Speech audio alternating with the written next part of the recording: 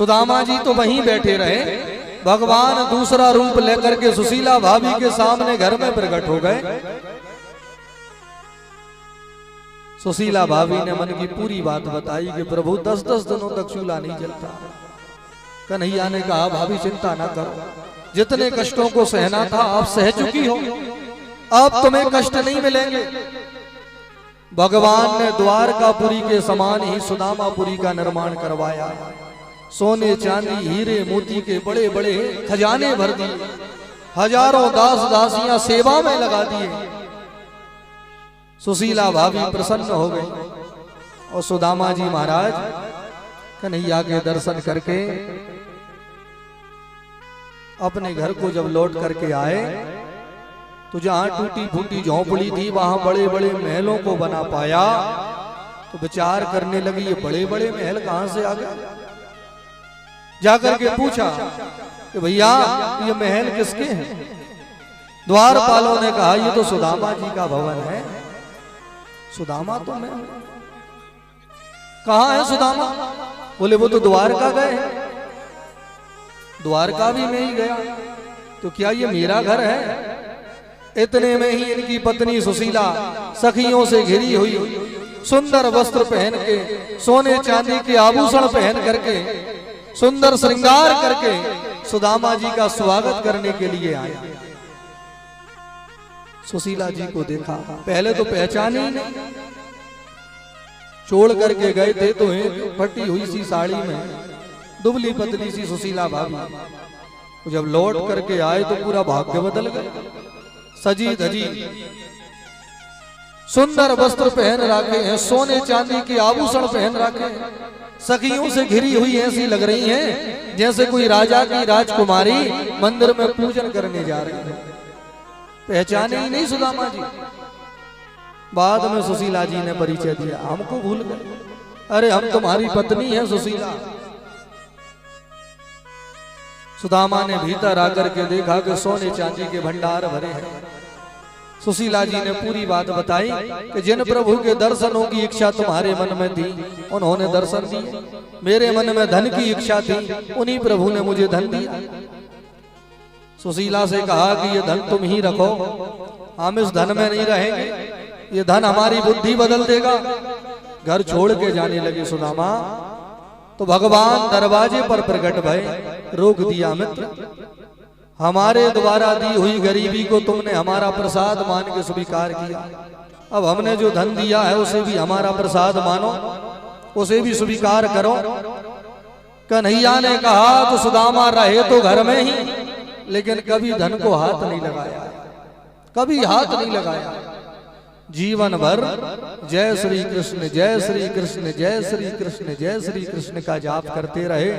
और जय श्री कृष्ण कहकर ही एक दिन शरीर लुढ़क गया, शरीर से एक दिव्य ज्वाला प्रकट होकर के भगवान के परम धाम के लिए श्री सुदामा जी महाराज की यात्रा प्रारंभ हो गई।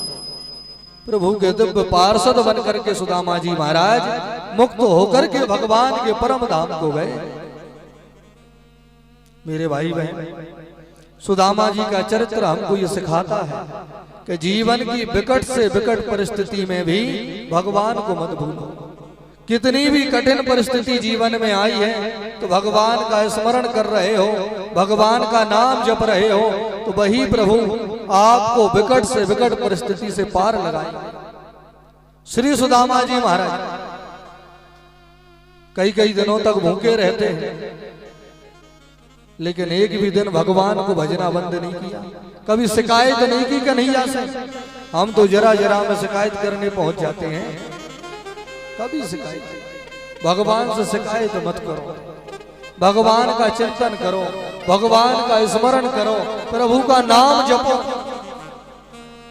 भगवान तुम्हारी सभी शिकायतें ही समाप्त कर देंगे। वो तुम्हारे भीतर बैठे हैं, वो सब जानते हैं, तुम्हें क्या जरूरत है ये भी उनको पता है, उनसे कुछ छिपा नहीं है। तुम्हारे अच्छे बुरे कर्मों को भी जानते हैं, तुम उनको कितना याद कर रहे हो उन्हें ये भी पता है। तुम दुनिया से दिखावा कर सकते हो, लेकिन भगवान के सामने किसी का दिखावा काम नहीं करता, उन्हें सबकी असलियत पता है। इसलिए मेरे भाई बहन निरंतर सुदामा के भांति भगवान का भजन करो, भगवान का स्मरण करो, प्रभु का नाम जपो। तो जितनी कृपा सुदामा पर भई है उतनी ही कृपा वह ठाकुर जी हम सब पर भी करेंगे। बोलो भक्त वत्सल भगवान की जय हो। बाद में सुखदेव जी ने कलियुग के दुर्गुणों का वखान किया। कहा राजन, जिस कलियुग को तुम जगह दे करके आए हो, ये कलियुग उन जगहों का इतना विस्तार करेगा कि घर घर में कलियुग दिखाई पड़ेगा। लोग ना माता पिता की सेवा करेंगे, ना गुरुजनों की सेवा करेंगे, मन माने ढंग से आचरण करेंगे, ना गुरु आज्ञा मानेंगे। कलियुग के दास बन करके कलियुग के हिसाब से ही मनुष्यों के आचरण होते चले जाएंगे। मेरे भाई बहन, कलियुग में हजारों दुर्गुण हैं, उन दुर्गुणों को मत देते।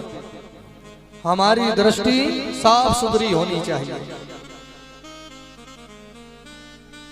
हमारी दृष्टि में कलियुग का जो अच्छा गुण है, उस अच्छे गुण को ही हमको पकड़ना है। अच्छा गुण कौन सा है? इस कली काल में तपस्या की आवश्यकता नहीं है। कलियुग में ध्यान समाधि भी लगाने की आवश्यकता नहीं है। कलियुग में केवल और केवल भगवान के नाम का संकीर्तन। तद फलम लम्यते सम्यक कलहो केशव कीर्तना। जो फल बड़े बड़े संत महात्माओं को सैकड़ों वर्षों की तपस्या के बाद प्राप्त होता है, वही फल हम सबको केवल और केवल भगवान का नाम संकीर्तन करने से ही प्राप्त हो जाएगा। तो हम तो रोज रोज कह रहे हैं, एक नियम बनाओ, शाम के समय घर में जब आरती करो ना ठाकुर जी की, तो आरती के बाद में 10 मिनट ताली बजा करके जो नाम प्रभु का आपको बढ़िया लगे, सीताराम राधे श्याम, जो नाम बढ़िया लगे उसी नाम का, कोई भी नहीं है अकेले ही है तो ताली बजा रहे हैं और राधे राधे गा रहे हैं। 10 मिनट भगवान के नाम का संकीर्तन किया करो। संकीर्तन से हमारा मन पवित्र होता है, हमारी वाणी पवित्र होती है। अभी तो हम कुछ भी बोल देते हैं, लोगों को बुरा लगेगा कि अच्छा लगेगा, चिंता ही नहीं है, कुछ भी बोल रहे हैं। लेकिन जब भगवान का नाम हम अपने मुंह से रटते हैं तो ये हमारी जिह्वा पवित्र हो जाती है। हमारी वाणी में ऐसा तेज आ जाता है, हमारी वाणी में ऐसी मिठास आ जाती है तो लोगों का मन करता है कि बस इनको ही सुनते रहे। ये प्रभाव भगवान के नाम का है, ये चमत्कार प्रभु के नाम का है। बोलिए राधे राधे। दत्तात्रेय महाराज के 24 गुरुओं का वर्णन हुआ। बोले दीक्षा गुरु तो एक ही होते हैं, जो कान में मंत्र देते हैं वो गुरु जी एक ही। लेकिन हमारे शिक्षा गुरु कई हो सकते हैं। जहां से भी हमें शिक्षा प्राप्त हो, कोई अच्छी बात कह रहा है, हमको अच्छी लग रही है, तो उन्हें ही गुरु रूप में मान करके और वह अच्छी शिक्षा ग्रहण कर लेनी चाहिए। गुरु कोई शरीर नहीं होता। केवल हम अपने गुरु की बड़ाई कर रहे हैं, बाकी सबकी बुराई कर रहे हैं, तो ये हम अपने गुरु का अपमान कर रहे हैं। गुरु कोई शरीर नहीं है।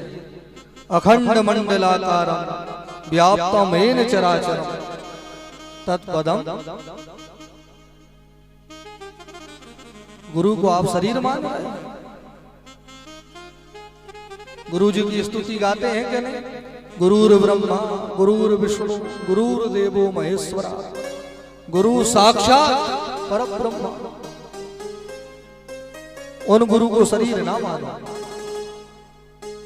गुरु तो किसी भी रूप में, किसी के भी हृदय में बैठ करके आपको सुंदर शिक्षा दे सकते हैं।